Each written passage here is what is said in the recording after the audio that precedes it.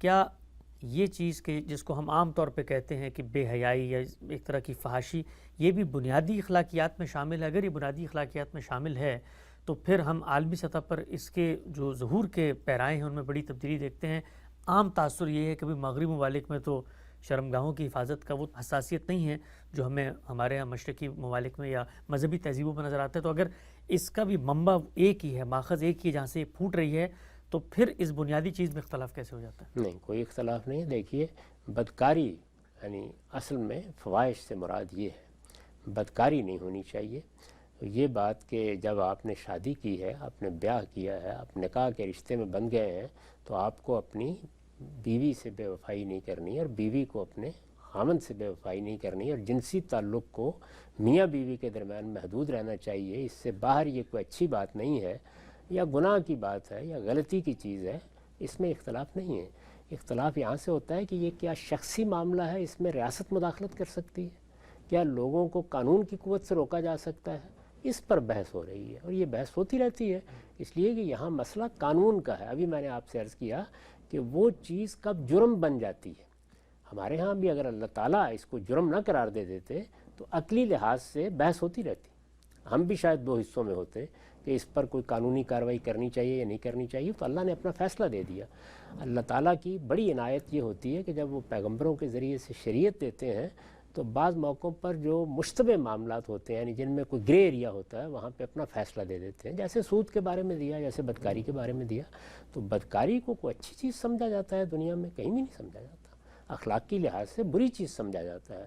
اس اخلاق کی برائی کو کیا وزن دینا ہے، یہ کتنا بڑا گناہ ہے، یہ گناہ بھی ہے یا بس ایسے ہی ہے جیسے ہم کہتے ہیں کہ یہ تو آداب کے خلاف ہے یا بری چیز ہے؟ یہ وہ اختلافی چیزیں جو لوگوں میں زیر بحث رہتی ہیں۔ تو یہ بھی اطلاقی معاملات ہیں، اصلاً یہ برائی ہے، اس میں کوئی اختلاف نہیں۔ ٹھیک، اور حفظ فروج کے معاملے میں اپنی شرمگاہوں کی حفاظت کرنی ہے، یہ بھی کیا بنیادی اخلاقیات کا تقاضا اگر ہے تو اس میں بھی ہمیں عالمی سطح پہ مغرب مشرق میں جا کے دیکھ لیجیے، نہیں لوگ لباس اتار کے باہر نکلے ہوئے ہیں۔ نہیں، عمومی چیز یہی ہے، اس میں بھی یہی مسئلہ پیدا ہوا ہے کہ ہر جگہ انسان کچھ انحرافات کرتا ہے۔ جی، یعنی یہ بات کہ چوری نہیں کرنی ساری دنیا، لیکن کیا چور نہیں ہوتے؟ قتل بھی کر دیتی۔ قتل بھی کر دیتے ہیں۔ تو لوگ بعض اوقات انحرافات کرتے ہیں، اس انحراف کے بارے میں سوسائٹی کیا رویہ اختیار کرے؟ یعنی اگر کوئی جگہ ایسی مقرر کر دی جاتی ہے جہاں لوگ جا کے اپنا یہ شوق پورا کر لیں کہ وہ برہنہ ہی ہو کر بیٹھ جائیں، جیسے ساحلوں پر بعض جگہوں پہ، تو مغربی معاشرے میں اس چیز کو گوارا کر لیا گیا ہے کہ یہ ٹھیک ہے، شخصی معاملہ ہے۔ بنیادی بحث وہیں سے پیدا ہوئی ہے کہ کیا معاشرے کو اس معاملے میں مداخلت کا حق ہے؟ اب اصول میں تو ہم بھی یہی کہتے ہیں کہ شخصی معاملات میں ریاست کو دخل نہیں دینا چاہیے، لیکن کیا یہ شخصی معاملہ ہے؟ یا لوگ متاثر ہمارے ہاں دین میں یہ شخصی معاملہ نہیں ہے، لیکن عام طور پر اس کو ایک شخصی معاملہ سمجھا جاتا ہے۔ تو یہ ایک دوسرا اختلاف ہے جو باعث بن رہا ہے، ورنہ اصل میں کوئی اختلاف نہیں۔ اچھا، ہم سے بدکاری کے بارے میں تو آپ نے فرمایا عالمی سطح پہ ظاہری بات ہے، ایک مانے جانے والی بات ہے، کوئی اس کو تسلیم نہیں کرتا، ایک ایول ہی ہے جس کو آگے یہی کہہ کہ بچوں میں بھی ٹرانسفارم کیا جاتا ہے کہ اس سے آپ نے بچنا ہے، پاکیزہ رشتے نکاح ہی کے ہیں۔ لیکن ہم یہ دیکھتے ہیں کہ دنیا بھر میں جو ہم جنس پرستی ہے اس کے بارے میں اب اس طرح کی حساسیت نہیں رہی کہ ہمارے نزدیک ہم جنس پرستی بھی یہ اس دائرے میں آتی ہے جس کو قرآن مجید نے فحشاء کہا ہے، اور اگر کہا ہے تو پھر عالمی سطح پہ اس کے بارے میں کیوں اتنے مختلف رویے؟ یقیناً آتی ہے، اس میں کوئی شک نہیں، یہ پھر اطلاق ہے۔ یعنی بدکاری تو ایک بری چیز ہے، کیا یہ بدکاری ہے؟ اور یہاں پر بھی وہی مسئلہ ہے کہ شخصی معاملات میں کیا ریاست آگے بڑھے؟ اصل میں ہم جس چیز کے عادی ہیں وہ یہ ہے کہ قانون آگے بڑھے اور پابندی لگائے۔ تو جیسے ہی ہم دیکھتے ہیں کہ قانون اس معاملے میں مداخلت نہیں کر رہا تو یہ خیال کر لیتے ہیں کہ یہ تو ایک ہنین مریا معاملہ ہو گیا۔ پہلے بھی دنیا میں لوگ اس کا ارتکاب کرتے رہے، آخر قرآن مجید نے ایک پوری بستی کی تصویر کھینچ کے رکھ دی ہے کہ وہاں لوگ کس طرح آزادانہ اس کا ارتکاب کرتے تھے۔ تو لوگوں کا کوئی انحراف اختیار کر لینا یہ بالکل ایک الگ چیز ہے، لیکن یہ کوئی اچھی چیز ہے؟ یعنی یہی ہونا چاہیے؟ اس پر بحث ہوتی رہتی ہے، اور بحث بعض اوقات اور زاویوں سے ہونا شروع ہو جاتی ہے۔ مثلا یہ کہ انسان کے اندر اگر اس کا داعیہ موجود ہے تو پابندی کیوں لگائی جائے؟ مذہب کیوں پابندی لگاتا ہے؟ اس کے لیے پھر کچھ استدلال کرنا پڑ جاتا ہے۔ تو یہ چیز ہوتی ہے، یعنی یہ بھی اطلاقی معاملات ہیں۔ یہ بات کہ انسان کے جنسی تعلقات کو حدود میں رہنا چاہیے، یہ اپنی جگہ طے شدہ بات ہے۔ اب کس چیز کو ہم نے فاحشہ قرار دینا ہے، اس کے معاملے میں لوگوں میں بحث ہو جاتی ہے۔ آگے بڑھاتے ہیں سلسلہ گفتگو۔ اچھا، ہم سے بھی بتائیے گا کہ اخلاقیات کو اپنانے کا بنیادی محرک کیا ہے؟ یعنی ہم بطور مسلمان اللہ پر ایمان رکھنے والے، گاڈ سینٹرڈ لائف جینے والے، جب اخلاقیات کو اپناتے ہیں تو دنیا بھر میں تو اخلاقیات کو اپنانے کی جو مقصد ہے وہ تو مختلف سامنے آتا ہے. مثلا اس کے نتیجے میں امن عالم قائم ہو جائے گا، اس کے نتیجے میں مادی افادیت ہمیں مل جائے گی، اس کے نتیجے میں شاید ہم دنیا میں سکون کے ساتھ جی لیں گے. ہم لوگ مسلمان جب اخلاقیات پہ کھڑے ہوتے ہیں تو اس میں کیا محرک کیا ہے جس کی بنیاد پہ ہم کھڑے ہوتے ہیں؟ دیکھیے، ہر انسان کے اندر، میں نے پہلے عرض کیا کہ ایک حادثہ اخلاقی ہے، وہ مجبور کرتا ہے اس کو. یعنی میں اپنی انسانیت کے شرف سے مجبور ہوں کہ میں اچھے اخلاق اختیار کروں. میں جیسے ہی اپنے پروردگار کو پہچان لیتا ہوں، اس کی معرفت مجھے حاصل ہو جاتی ہے اور مجھے پتہ چلتا ہے کہ میرا پروردگار بھی یہی چاہتا ہے، تو پھر اس کا بہت بڑا محرک میرے پروردگار کی خوشنودی بن جاتی ہے. یہ ہمارے باقی معاملات میں بھی ایسے ہی ہوتا ہے. یعنی میرا کھانا پینا جتنی چیزیں ہیں ان کا محرک تو میری جبلتوں کے تقاضے بنتے ہیں. یہ جس طرح میری جمالیاتی حس تسکین چاہتی ہے، لیکن یہ کہ اگر کسی چیز کو اللہ تعالیٰ بھی اپنا حکم بنا دیں اور اس کو اپنی خوشنودی قرار دے دیں تو اس کے نتیجے میں پھر وہ آگے بڑھ کر غیر معمولی محرک میں تبدیل ہو جاتی ہے. تو اللہ کی خوشنودی حقیقی محرک بن جاتا ہے جب ہم اللہ پر ایمان لے آتے ہیں. ٹھیک، یہ نقطہ آپ نے واضح کیا. لیکن ہم یہ دیکھتے ہیں ہم سب کہ مثلا بزنس ایتھکس کے عنوان سے پورے مضامین ہیں، اس میں یہ بتایا جاتا ہے کہ جی آپ نے کسٹمر کو کس طرح روکنا ہے، اس کے لیے آپ مصنوعی طور پہ مسکرائیں گے، آپ آگے بڑھ کے جو ہے اس کی تعریف کریں گے.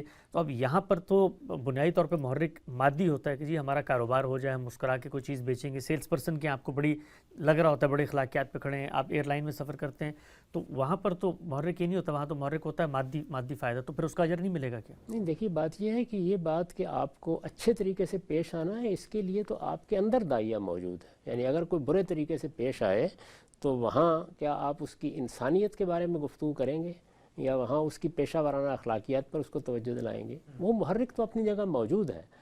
رہ گئی یہ بات کہ اس کے اب اوضاع پیدا ہونے ہیں، تو وہ اوضاع پیشے بھی پیدا کرتے ہیں. ایک ڈاکٹر کی اخلاقیات یہ ہونی چاہیے، ایک کاروباری کی اخلاقیات یہ ہونی چاہیے، ایک ایئر لائن چلانے والے کی اخلاقیات یہ ہونی چاہیے. یہ اس کی اوضاع ہے. مسکرا کے ملنا ایک وضع ہے. تو اوضاع کے معاملے میں تو وہی چیز ہے، یہ سماجی اخلاقیات ہے. پیشہ ورانہ اخلاقیات بھی اصل میں سماجی اخلاقیات ہے. میرا اگر یہ پیشہ ہے تو اس کے تقاضے یہ ہیں. میں اگر ایک طبیب ہوں تو مجھے ایسے پیش آنا چاہیے، اپنے ایسے پیش آنا چاہیے کہ اندر ایک بنیادی چیز ہوگی، وہ تو یہ ہے کہ ہر شخص سے اچھی طریقے سے پیش آنا چاہیے، لیکن اس ایسے کی ایک وضع متعین ہو جائے گی. یعنی اس آدمی کا استقبال ایسے ہونا چاہیے، اس طریقے سے اس کو بٹھانا چاہیے. وہ ہم اپنے عملے کو بعض اوقات ہدایات دیتے ہیں. یہ ہدایات وہی سماجی اخلاقیات ہیں. یعنی اس میں اوضاع زیر بحث آ جاتے ہیں. یہ اوضاع آپ دیکھیے مختلف جگہوں پر مختلف ہوتے ہیں. ٹھیک، نقطہ واضح ہوا. ہم سب آگے بڑھاتے ہیں سلسلہ گفتگو کو. یہ بیان کیجیے گا، آپ نے فرمایا کہ ماخذ فطرت ہے، انسان کے اندر وہ داعیہ موجود ہے اور یہ مسخ بھی ہو جاتی ہے، اس کو فراموش بھی آدمی کر جاتا ہے، اس کی جو روشنی ہے وہ مدھم اور ماندی پڑ جاتی ہے.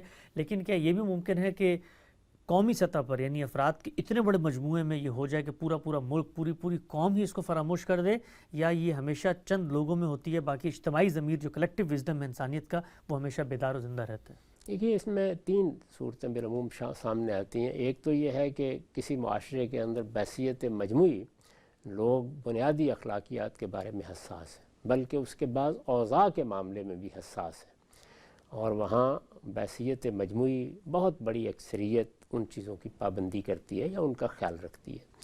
اس خیال رکھنے کے پیچھے محرکات کیا ہیں اس کو تھوڑی دیر کے لیے چھوڑ دیجئے، لیکن بہرحال بہت بڑی اکثریت یہ کرتی ہے. تھوڑے لوگ ہیں جو انحرافات کرتے ہیں، غلطیاں کرتے ہیں، بعض علاقوں میں ہوتے ہیں، بعض پیشوں میں ہوتے ہیں، یہ اقلیت کے طور پر دیکھے جاتے ہیں. تو کچھ معاشرے ایسے ہیں، یہ معاشرے بہت اچھے معاشرے سمجھے جاتے ہیں، لوگ ان میں رہنا پسند کرتے ہیں، ان کے بارے میں یہ خیال کرتے ہیں کہ یہاں بڑی مثالی صورتحال ہے جس میں ہم بہتر زندگی بسر کر سکتے ہیں. اسی طرح کے معاشرے ہیں جن پر اللہ کی رحمت بھی ہوتی ہے، اور اگر وہ ان چیزوں کا خیال رکھتے ہیں تو اس کے کچھ فوائد بھی دنیا میں ان کو حاصل ہوتے ہیں. ایک صورت یہ. دوسرا یہ ہے کہ بہت بڑے پیمانے پر بد اخلاقی پھیلی ہوئی ہے، لیکن یہ کہ اتنے بڑے پیمانے پر پھیل گئی ہے کہ آپ کو کسی جگہ کوئی روشنی نظر نہیں آتی، ایسا نہیں ہے. یعنی جگہ جگہ ہر پیشے میں ہر جگہ آپ کو اچھے لوگ مل جاتے ہیں.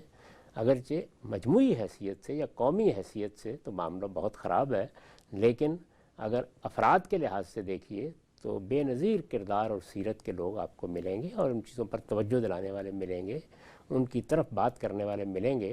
اور اس طرح معاشرے کے اندر گویا برے اور اچھے لوگوں کے نسبت تناسب میں تو فرق پڑ گیا ہے، برے لوگ زیادہ ہیں، لیکن بہرحال ایک بہت بڑی جمعیت ایسی موجود بھی ہے. ایک تیسری وہ جگہ ہے جس کی تصویر ہمارے سامنے سیدنا ابراہیم کے ساتھ مکالمے میں آتی ہے، اور وہ یہ کہ پوری قوم میں 10 راست باز بھی نہیں رہے، پورا شہر ہی خالی ہو گیا ہے۔ تو اس طرح کا معاملہ جب ہو جاتا ہے اور اللہ اپنے پیغمبر بھیج کر اتمام حجت کر دیتا تھا، تو اس طرح کی قومیں تباہ کر دی جاتی تھی۔ اچھا تو یہ بھی صورت ہو جاتی ہے کبھی کبھی، لیکن کبھی کبھی ہوتی ہے۔